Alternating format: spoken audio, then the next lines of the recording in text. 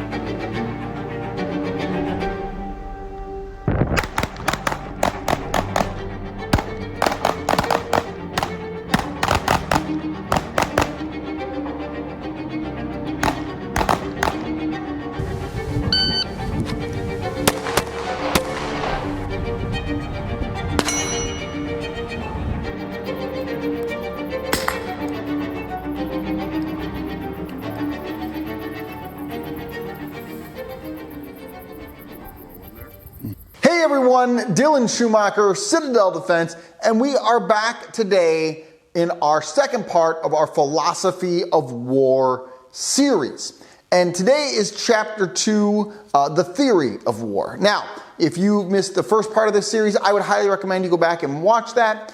We are going through the Marine Corps Manual. What is this thing called? Warfighting. MCDP1 Warfighting. That's what we are going through as our text for this course that we're doing. And today we're going to talk about Chapter 2, The Theory of War. So again, I would recommend that you read Chapter 2 and then you watch this. I think that would give you the most benefit out of this series that we're doing. However, if you are like me, no read good or something such, well, you know, welcome to the party. Here we go. Now, one of the first things we want to talk about is that all war is political. All war is political. All war is politics, right? So this is an important point to note because I've read several very smart people, very accomplished fighters in real combat, in history, who talk about how they hate the politics in war. You know, like all that matters is killing the bad guy. Quit restricting me in my ability to kill the bad guy. You know, we can't be making these decisions. Like we just need to have the gloves come off and be able to commit total destruction to destroy the enemy. I can understand that. I can understand that perspective. I can understand that desire. Like, I don't know if I'd feel different if I were in their shoes necessarily. However, the truth just remains that all war is political, right? As we talked about earlier from the Clausewitz quote, well, maybe we didn't, but I think we did. War is just an extension of politics by another means, right? I'm kind of ham-fisting that quote, but there's some effect to that. Essentially, it's just another means of politics, like diplomacy or trading or whatever. You have war. It's one of those means of political exertion of force is what it is. So, well, what does that really mean for you as the everyday American Minuteman? Well, what it means is that your actions in a tactical combat situation can have a magnified political effect. You can say, well, that's silly, Dylan. Well, explain that to me. Well, think about famous war crimes in history. For example, let's take when Germany went through Belgium in World War I, right? And they went up through Belgium and Luxembourg, and they came down into France, right? Did the same thing in World War II. But in World War I, they did it, and some Belgians, you know, the Belgians just got overrun. There was just way more Germans. And they got knocked out of the fight pretty quick. And so they did some guerrilla-style stuff, right? So they, would take some sniper shots at some soldiers and then, you know, ditch the rifle, hide, the typical thing. Well, the Germans didn't like that. They didn't play, right? So they rounded up everyone in the town and said, hey, who's the sniper? And no one said anything, so they shot them all, right? Now, small tactical situation, I don't know, 30, 40, 50, let's say 200 people, right? I don't remember the numbers, so you can fact check me on this. So, again, small time incident. I mean, World War I, millions of people die. Like, I mean, it's not a small event, right? But that event, early in the war, that small event of a couple hundred people, let's say at the most, again, fact check me, it turns the moral tide against Germany. Well, they're just Huns. They're dirty butchers. You know, how could they commit this atrocity? Like, and on it goes. And this helped paint them as the morally evil force in this war, right? They're the aggressor, they're just slaughtering civilians, like, et cetera, right? That small tactical decision, whether you agree with it or not, whether you can understand it or not, doesn't matter. The point is, it had far-reaching political ramifications. That's what it had. It helped unite the other countries against Germany. It helped ensure that America came into the war against Germany, right? Like, it wasn't the only factor, but my point is it did propel that. That small event, a couple dozen soldiers, right, or whatever, in a small town in Belgium, helped paint Germany as the bad guy. So, your actions, in the same way, have ramifications. If China invades tomorrow, right, and you start pillaging your local town and local department stores for all the supplies you need, saying, well, we need them for the war effort. And the word gets around that, you know, the local Minutemen here are just another gang of robbers, just looking to take what they can to get what they can. Whether or not that's even true doesn't matter, right? Because what matters is the political optics, right? You have made a tactical decision to affect political ramifications of how your group is viewed and how much future support, money, weapons, recruits, etc. you will get. Those are just the facts on the ground. So you can rant and rave about it and dislike it all you want, but again, historically, we know this is true. Historically, we know that war is just another extension of politics, that soldiers' individual actions on field have long-reaching political ramifications. You can look at almost any war in human history ever, and there's almost always an example of this, right? So, understand that. Understand that there are political ramifications for your tactical decisions. So, that means sometimes you have rules of engagement that suck. That means sometimes you're not able to do the most total war, brutal, effective thing to crush the enemy that you can do because there are other factors at play that you might not care about, that you might not like, but that still matter and still affect how things turn out. So you got to conceptualize that. You have to internalize that. This isn't just you and your buddies. This isn't just doing what we can do to kill the bad guy, right? We like to kill the bad guy. That's usually the point of war. However, it's not the only point of war, if that makes sense. There are just other factors, and you have to be big brain. You have to understand that, and you have to be able to balance those factors at the appropriate time in the appropriate place to get the appropriate results. Again, we all want to win the war, but if you make small-term gains, right, small-time gains for big-time losses, and you cost yourself a political alliance, or you cost yourself foreign funding, right? Was that the best decision? Maybe, maybe not. And that's what history is all about. So, I think we beat this dead horse enough. Understand that war and politics integrally related. Last point we'll make on this politics deal is that war serves policy, right? War serves a political aim. So we talked about your individual actions on the combat field having political ramifications. You also understand that the war itself serves a political aim. You look at the American Revolution, right? What political purpose did the war serve? Well, to establish America as an independent nation, right? Every war in human history ever has served a political aim. There is some kind of goal that the politicians, be that the king, the warrior king, like a David or an Alexander or a Caesar, is attempting to accomplish, right? Or that some, bureaucrats back in wherever are trying to accomplish. The war serves that political aim. And so you want to fight and conduct your war in effect to serve that political aim. Again, bring it right home here. If you're an American Minuteman, we get invaded by China with the Red Dawn thing. I'm just going to always use that example because it's easy. If that happens, what's the political aim? Well, to establish the security and independence of our nation, right? We're fighting a war to secure that. We don't want to cut ourselves off or shoot ourselves in the foot by committing an action that would be against or in opposition to our political aim. So, bear that in mind as we understand that war and politics, again, inextricably linked. They are essentially the same. Now, let's talk about winning conditions. What do we say is winning? What is winning in war? Well, there are two strategies to winning, right?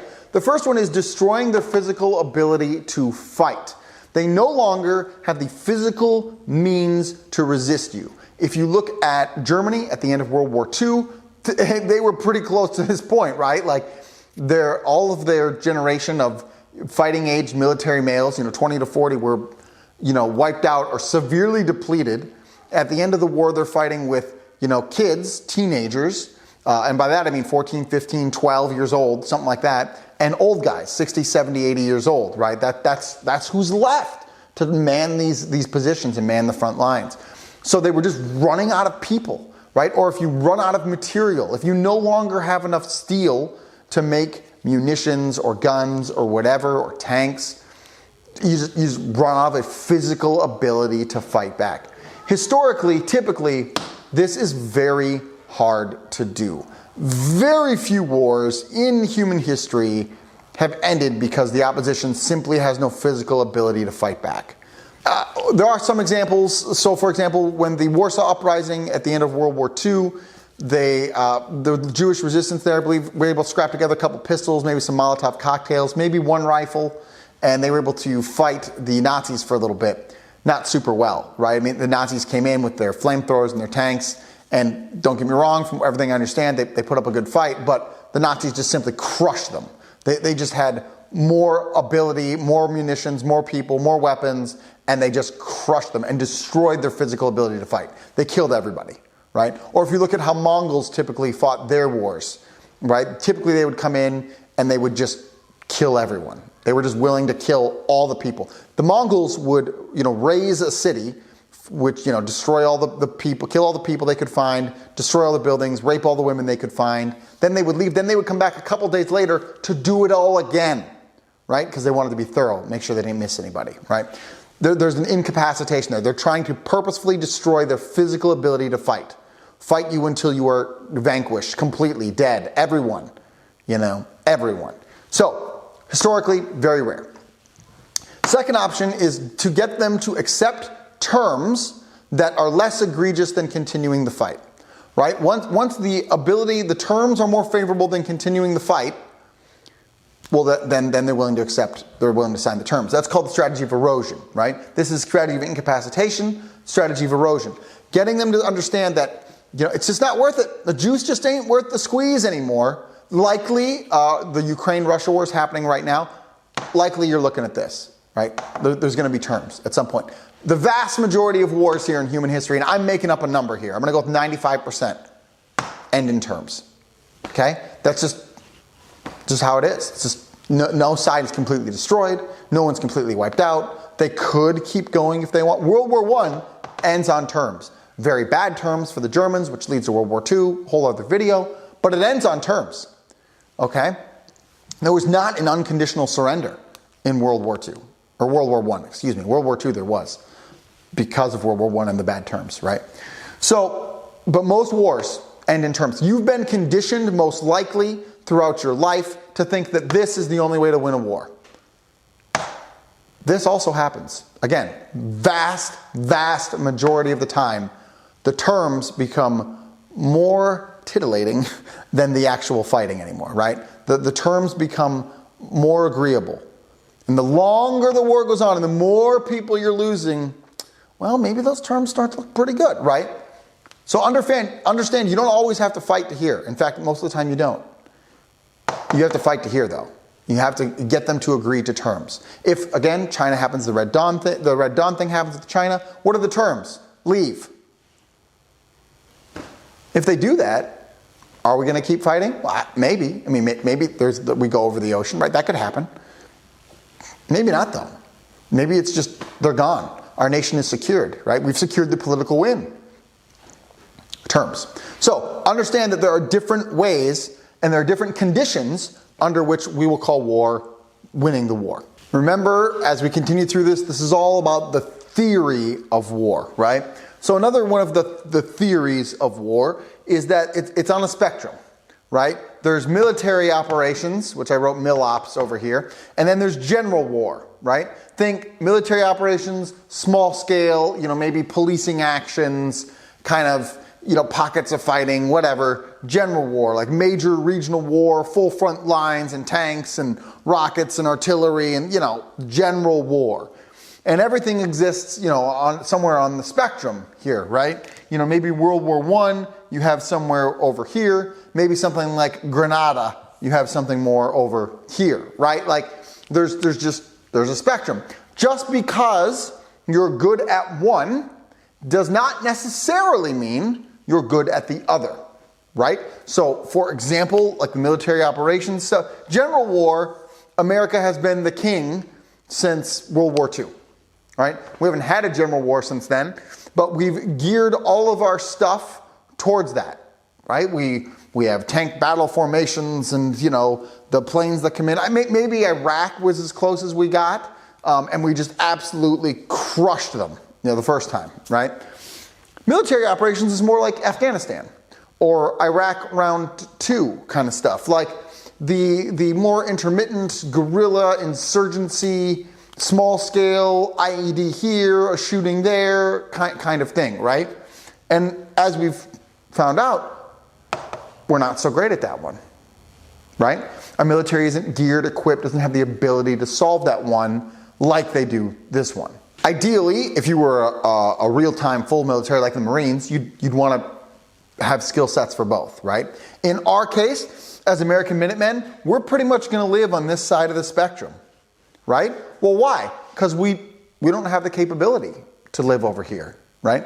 We don't have tanks. We don't have things that go boom. We don't have C-130s that can circle around and send minigun rounds down and fire 150 millimeter artillery shells out of the sky. Like, we don't have any of that ability. So, by necessity, we have to live there. That's where we are. That's just how it's going to be. The other thing you need to understand is there's different levels of the war, right? So there's the strategic, operational, and tactical levels, right? I forgot my L there. Tactical levels. Those are the different levels of war that we're going to have. So at the top you have like the strategic, right? Like this is how this is how we're going to win the whole war. This is our strategy to win the war. Well, the strategy is we're going to cut off their ability to procure oil, thereby, bleeding them dry for means of movement on the battlefield. That's our strategy, right?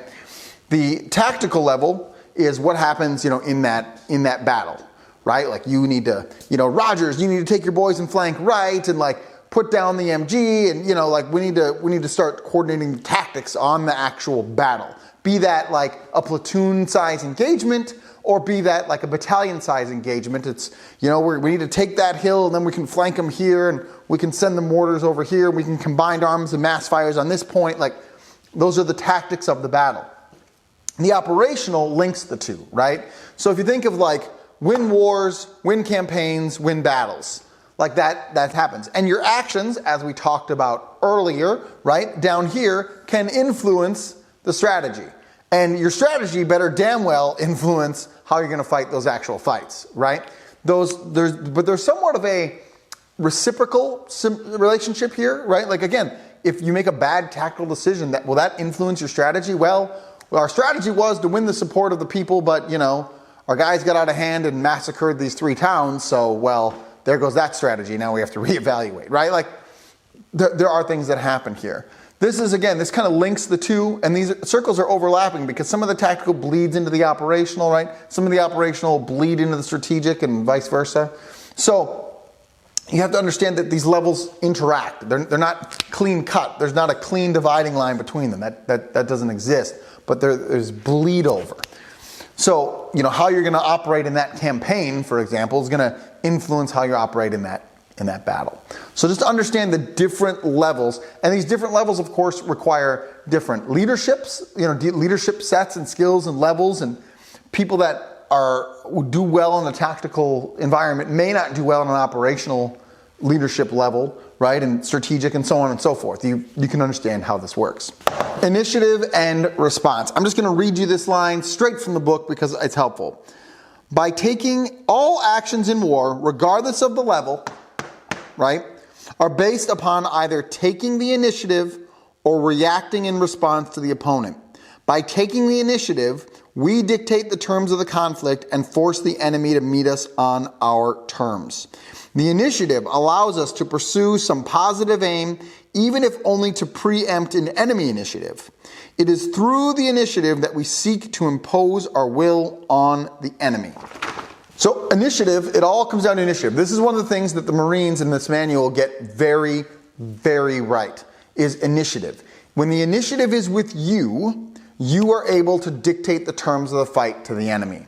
When the initiative is with the enemy is dictating the terms of the fight to you, and you have to respond, right? So you're playing catch up. You're behind the power curve. I have done a few FTXs in my life with Miles gear, and both times I was fortunate enough to have team leadership that did a good job of taking the initiative, of pressing the fight, of finding the enemy on our terms, retaining the initiative, and driving that towards the enemy, right? And they, therefore, had to respond to our actions and not the other way around. When you're constantly on your heels responding to what the enemy is doing, it starts to be very hard, and there's a momentum that gets built up here, a psychological and a physical momentum of always being on your heels and always responding and always playing, mental and physical defense,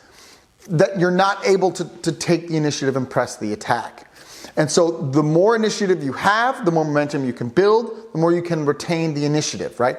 You see this in real life, in conflicts around guerrilla warfare. Often, and Afghanistan's a great example, the initiative remains with the guerrilla, right? And they dictate the fight. They set the IEDs, they set the ambushes, they dictate the terms of that particular engagement. Because you, the non-guerrilla force, the conventional force, is out there looking for the enemy. You're huge, you're big, you're trying to find them so you can kill them all, right? And so you're out there looking, but because you can't find them, the initiative stays with them. And then something explodes, someone takes a shot, whatever, and now you have to respond. Again, you look at the troubles in Ireland, same thing, right? The IRA is sitting there sniping or assassinating, British police officers or soldiers. They're dictating the terms of that engagement. Soldiers just on his guard post duty, walking his beat, whatever, and get shot, right? And that's it. Now you have to respond to that action. The initiative was the shooting. So as much in all combat as you can retain initiative, the better you're going to do. The better you're going to do. You dictate the terms. And when you dictate the terms of the engagement, you're able to stack the deck in your favor better than when you're simply responding. Attrition and maneuver warfare. So there are different styles of warfare, and you know this because you've read some history books, right? Like there's attrition warfare. Again, best real-life example is like World War I on the Western Front. They're just digging in those trench lines, and they're just trying to bomb each other into oblivion until someone runs out of resources, be it manpower or whatever, right? And then there's maneuver warfare, where, we're trying to maneuver into a place to put the enemy in a disadvantageous position and defeat them before we even get to that place, right? Like if I'm going to walk over here. If they're here in this position here, and we are all over here, and we can get an element up over here, and then we can cut off their supply line by placing an element on their supply line here, forcing them to retreat and flee from the field here. We've won the battle before we've even had to fight, right? We've outmaneuvered them, and they either have a choice to be destroyed in place or leave the battlefield. And so we've destroyed them. Now, no war in history has ever been purely one, attrition or maneuver. It's a spectrum. Again, World War I is somewhere on the side of the attrition side, right? Something like Vietnam is probably a good example. Or let's take Iraq, round one.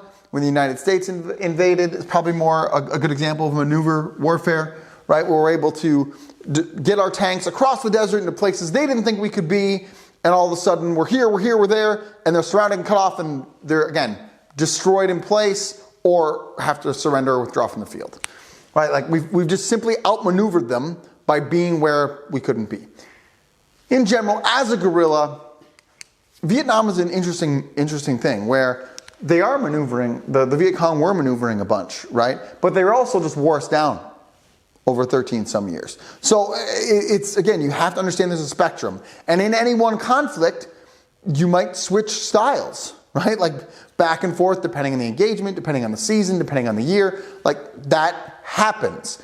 And just understanding which battle you're fighting when and why will behoove you, right? Again, remember, this is all theory of war, theory of how we're going to approach it, theory of understanding what it is that we find ourselves in, and understanding that all conflicts are some mixture of both of those will help you understand and delineate your tactics better, your thinking of the conflict better, and your problem solving better. I just want to give a couple more examples here from the book that I thought were helpful. For their examples for the maneuver warfare, they chose the German Blitzkrieg, in the early parts of World War II, like 39 to 41. The failed Allied ending at Azino in 1944. Patton's breakthrough from Normandy in 1944. And MacArthur's Ichon campaign in 1950 in Korea. Those were the examples that they used for maneuver warfare. And lastly, just on the maneuver warfare, which, by the way, as a guerrilla, this is where we want to live. We want to live as close to that end as we can, right? We're trying to mass our guys at the right time, in the right place, to destroy key elements of their ability. We're not trying to just kill them all to kill them all. We're trying to find the right ones to kill, right? So if this is some kind of factory that makes tires for their armored vehicle, and it's one of only 2 factories that do that, right? And if we destroy that, we know that they won't be able to recoup that ability for about 2 years, and they're going to have a severe shortage of tires for their armored vehicles, thereby limiting their use in the battle space. And we can take that factory out. Well, that's maneuver warfare. We're destroying a key element at the right time to cripple their ability to fight us, right? So think about that when you think about maneuver warfare. Like I said, in general, you want to live here. You can't purely live there, but as much as you humanly can, that's where you want to be. You want to think in terms of maneuver warfare. The Marines want to think in terms of maneuver warfare, right? Again, smaller element, more expeditionary force, less resources as compared to like the true big army, right? That's where they want to be. And that's where you want to be. You want to be on the maneuver side of things, looking for critical, key elements that make the enemy function that you can eliminate, thereby multiplying your chances of success, right? We talk about force multipliers in the gun space a lot. Well, a force multiplier would be destroying something of inordinate amount of value, like the tire factory for all their armored vehicles, right? You destroy that, well, now they can't get tires for the armored vehicles. What do they do now, right? So try to think in terms of outsized targets for your effort in order to maximize your ability in maneuver warfare. Let's talk about combat power, okay? I'm just going to read you their definition of combat power. Combat power is the total destructive force we can bring to bear on our enemy at a given time, okay? That is what combat power is. How much destructive force can we bring? This means combined fires, this means people, this means all the stuff that we have, okay, in order to destroy the enemy at this given time. That's our total combat power. Some of that you can measure in like how many things we have that go boom we have, or how many people we have, or whatever. It is applied or maybe fleshed out, should we say, in these other different facets that we're now going to talk about, okay? So just understand that combat power is kind of the big heading here. They don't really organize it like this in the book, but this is a helpful way for me to think about it, so that's how we're going to go through it. So the first one is speed and focus. So the first way we're going to talk about generating combat power is speed and focus, right? Speed is simply rapidity of action, right? Like being able to be fast. That's pretty clear. When we talk about tempo, tempo is speed over time. So if we talk about like having a fast tempo to our operations, right? That what we're saying is we're doing things quickly over a short amount of time. That keeps our operational tempo up. So for example, I was just on a FTX with One Shepherd and SNS Training Solutions at the time of filming this, and we had a fast operational tempo. You know, we were continuing to press them all the time, and we were constantly on these patrols to find and seek the enemy, which helped us retain initiative, which helped us win the FTX, in my humble opinion. So we have to have a fast speed. Now, speed here is relative. It's not absolute, right? If you can do things faster than the enemy expects, or if you can do things faster than the enemy, well, then you win the speed game, right? It's not necessarily an absolute measurement. It's a relative measurement. So if you can move from A to B faster than they were expecting you to be, well, now you're there before they're ready, right? Or if you can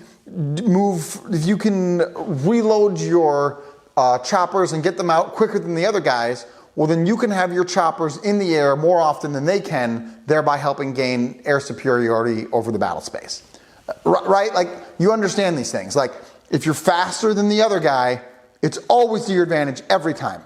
And it's, again, not an absolute measurement. You either have to be faster than they are or faster than their expectation of you, thereby catching them unawares and generating surprise. We always want to try to increase our speed and decrease their speed, right? Remember, these things are always fluid. It's always going two ways. If we can decrease their speed, well, then we can maintain the same speed and be faster, right? And if we can increase our speed and decrease their speed, well, now we have a significant combat power advantage. For focus, I'm going to read you their definition. Focus is the convergence of effects in time and space on some objective. It is the generation of superior combat power at a particular time and place. We'll come back to that. The combination of speed and focus adds punch or shock effect to our actions. It follows that we should strike with the greatest possible combination of speed and focus. Right, so focus is just bringing all the stuff to bear at the particular time, right? At this time, at this objective, we're going to bring all our resources to bear. We're going to focus our resources here. We're going to do it quicker than they expect, and thereby we're going to generate that shock effect, that surprise effect. They're not ready for us, etc., etc. They're going to be overwhelmed in an instant when we're unprepared. Right? That's a significant combat power advantage. And you'll see this in guerrilla warfare, for example, where they're able to generate speed and focus locally. So let's take a real small, easy example, right? There's like a four-man guard tower on this road, you know, to oversee traffic because they're using it to control traffic in and out, right? So they have this four-man guard tower there. Well, when you show up, at 2 a.m. on Tuesday night with 20 guys and 3 machine guns, and you're able to completely overwhelm and oversoak that combat or that fire team in that patrol tower in the matter of 30 minutes before reinforcements get there, what have you done? Well, you've brought intense amount of focus, right? You've overwhelmed them locally with superior fires, superior numbers, and you've done it quicker than they were able to respond. So you've focused incredible amounts of speed and focus, I apologize for using the word twice there, on a particular objective and generated an extreme amount of combat power locally to win your objective, right? That's essentially what you've done. And when you look at guerrilla warfare engagements, this is what they do. They fight this maneuver warfare, they bring their speed and focus locally, particularly to win that local particular fight, like some random guard tower, okay, in order to win the combat power battle, shall we say, in that engagement. I hope you're tracking with me. I hope that makes sense, because that's a pretty big one for us. Surprise and boldness. Again, these are helpful things in generating combat power. Historically, armies that don't have lots of guns use surprise to generate advantageous combat power. You see this in Vietnam. You see this with the Japanese in World War II, right? Both teams going up against America, where America has big guns and lots of them, and the other team uses surprise to generate significant combat power, right? They're going to surprise you when you're not ready, hence the word, right? Now, there are 3 kind of general ways to generate surprise I'm going to read. The first one is through deception. The second one is through ambiguity, and the third one is through stealth. Of the three, deception generally offers the greatest effects, but it is the most difficult to achieve. Deception, ambiguity, and stealth, right? Deception, getting them to believe something that's not true. Well, we want them to think we're over here when we're really over here, right? That's hard to do. You see examples of this leading into D-Day, right? Where the British and Americans were trying to deceive the Nazis on where they would land, which I believe was ultimately successful. You can history check me on that. But they wanted them to think that they were going to land over here when they were really landing at Normandy, right? Like they're trying to deceive them. Please move all your guys over here and think we're going to attack there so that you're weak here, which is where we're really going to come. Deception is difficult. It just takes a lot of effort and work and multiple plans and peoples and different ruses and whatever. Again, it's the most difficult to actually do. But, of course, as these things work out, it also achieves the greatest effect. The next one is ambiguity. Well, we're just not sure. You know, we don't know what the bad guy's going to do. They could do this, they could do that. They haven't really tipped their hand one way or another. It's just unclear to us what they're going to do, right? So we have to prepare for multiple eventualities and multiple response plans, which sucks up time, resource, etc. And then, you know, when they hit, well, we're just not really sure we'll have to respond at that time. The last one, of course, is stealth, just getting to where you want to be undetected, right? When we're in the field on a very local tactical level, we're trying to practice stealth a lot, right? You're trying to crawl through the bushes so you can stealthily approach the objective to catch that guard off guard, right? So he's not ready for you. He's surprised when you're there. So these are the main things you want to do. These work both at an operational big level, right? Deception, trying to deceive the enemy of where we're going to move our battalions. And they also work at the local level, like shouting, reloading, when you're not really reloading, right? You're deceiving the bad guy, hoping that they will do something because they think you're in the middle of reloading, your gun's empty, so that you can just shoot them, right? So if you shoot reloading and then they cut up and charge you and then you can put them down, right? What have you done there? Well, you've practiced deception to generate surprise, adding to your local combat power, right? Pretty simple. I'm going to continue to read you their definitions for these words because I think they're helpful. Boldness is a source of combat power much the same way that surprise is. Boldness is the characteristic of unhesitatingly exploiting the natural uncertainty of war to pursue major results rather than marginal ones. So, for example, again, real local tactical level here, right? Like you're fighting what you think are 8 guys. You see their right flank crumple because you've just downed 3 of their guys. Well, we're swinging in. We're going for a full flank and assault through. We're boldly attacking. Why? Because we are pursuing the major outcome here, completely wiping out the enemy force rather than the marginal one. Well, there's one runner that way. We should go get him. Maybe send a couple rounds, boldly sweep through and destroy the rest of the team, right? Real small made-up example. Boldness. Great battles and great stories that you admire were won through boldness, right? The fortune favors the bold, as the Latin phrase goes, right? This is what we want. We want the boldness and the audacity and the daring. This is the stuff of legends. This is the heroic stuff. This is the stuff that gets you excited. This is the man you dream of being, right? Is the bold man who takes the action to win the fight. And that's what we want to aspire to. This is a great virtue to aspire to.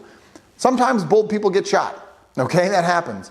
But when we pull off boldness and surprise, we're able to overwhelm the enemy, add into our increased combat power, and completely crush them at a moment that they weren't ready for. Boldness is a creative thing. You know, it creates some creativity here to be bold.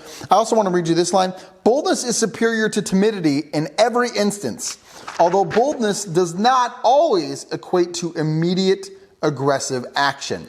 It's not impetuousness, right? You're not being impetuous, you're being bold. You're making smart, calculated risks and decisions for the major outcome to win the fight, the battle, the war, etc.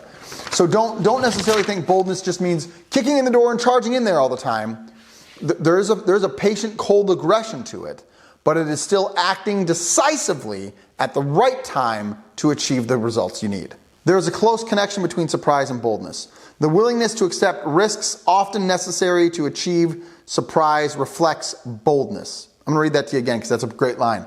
The willingness to accept risks, often necessary to achieve surprise, reflects boldness. Well, we're gonna try to stealthily sneak in there. Yes, it's risky, but that's a bold decision, right? They're linked. You gotta understand that these two are linked. And when you consciously think through that, you're able to exploit them both better. Centers of gravity and critical vulnerabilities. I really like talking about this one because I think that as a Minuteman, as a irregular, insurgent, guerrilla fighter, whatever term you want to use here, that this one is extremely important for understanding our theories of war. We want to attack the things that will have the most outsized effects. I mean, that seems like pretty obvious when you say it out loud, right? But often in war, this isn't what happens, right? But you want to, at centers of gravity. So centers of gravity are things like command and control, right? If you can, this is why snipers choose to shoot officers first and then radio operators, right? Like, this is why. Why? Because those are local centers of gravity. Those are important communication hubs or decision makers that, when eliminated, have an outsized effect on the rest of the unit, right? So we want to target those centers of gravity. Critical vulnerabilities, again, let's go back to the tire factory we talked about earlier, right? If you can, I erased it already, but if you destroy the tire factory for all the armored vehicles, well, now they don't have tires for the armored vehicles. That's a critical vulnerability. Now they have to reevaluate how they're gonna have those critical vulnerabilities, or excuse me, those armored vehicles, right? They've crippled something. Or if you're able to destroy the factory that makes all the alternators for all their trucks that moves all their material, right? Like, I doubt that's all one factory, but you get my point. Like, all of a sudden, well, now that's a key component to the trucks. Trucks aren't gonna run, supplies aren't gonna get delivered, et cetera, et cetera. It's a critical vulnerability. So you wanna try to destroy and target those things that will have that most outsized effect. You're trying to attack the source of the enemy's strength. The source of the enemy's strength. You don't want to attack where they're strong, you want to attack what makes them strong, thereby eliminating the strength. All sounds really nice on paper, right? But harder to do in real life. So always be looking for and searching for the centers of gravity and the critical vulnerabilities. A really helpful acronym here is CARVER. I will let you Google that one on your own. But essentially, this is a target matrix whereby you can determine what is the most vulnerable. I'll probably do a separate video on this one entirely, but you can just Google that one in the meantime. Carver. It's a way to identify targets and rank them in terms of criticality or recuperability or availability or recognizability. These are all parts of the acronym. Again, do a separate video on that at some point. But critical vulnerabilities and centers of gravity. Find the stuff that makes them strong. Find the stuff that, when destroyed, has an outsized effect. Plan stuff to target that. Real simple concept, just a little bit harder in execution. Again, I just want to read some questions here because these are like great questions to ask. We ask ourselves, which factors are critical to the enemy? Which can the enemy not do without? Which, if eliminated, will bend them most quickly to our will? These are centers of gravity, right? Where is the enemy most vulnerable? We should focus our efforts against a critical vulnerability, a vulnerability that, if exploited, will do the most significant damage to the enemy's ability to resist us. Again, always be thinking in terms of that's what you want to spend your very limited Minuteman resources on, are these things. Don't go after small fish, go after things that are worth the risk. When you do that, of course, that has an outsized effect on your combat power. Creating and exploiting opportunity. You have to understand, we talked about this in the first part, right? But war is fluid. There's a fluidity to it. And opportunities are opening and closing all the time. And when you can create and exploit those opportunities with surprise, with boldness, with speed, with focus, you can maximize combat power, right? These can all wrap up and flow together to keep maximizing and growing your combat power. And when there's an opportunity and you're able to boldly exploit it with speed and focus, again, you're maximizing that combat power and you can have decisive actions. You gotta remember, opportunities aren't open forever in combat, right? They open and they close.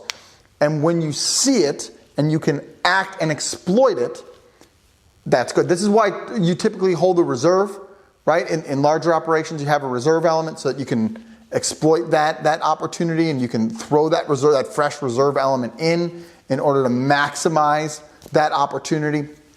And when you have to have your eyes open to see these things so that you can act on them, okay?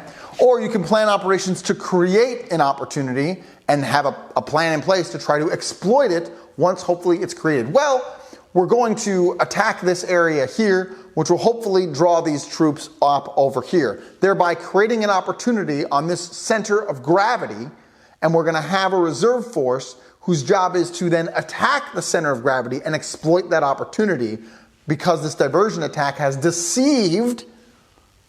deception, right? And surprised the enemy over here, so they've had to pull resources over here, and we're going to do this quickly and with focus. You see how we start wrapping all these things together to maximize the combat power.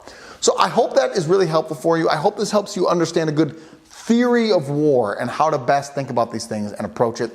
I look forward to seeing you on the next video. Do brave deeds and endure.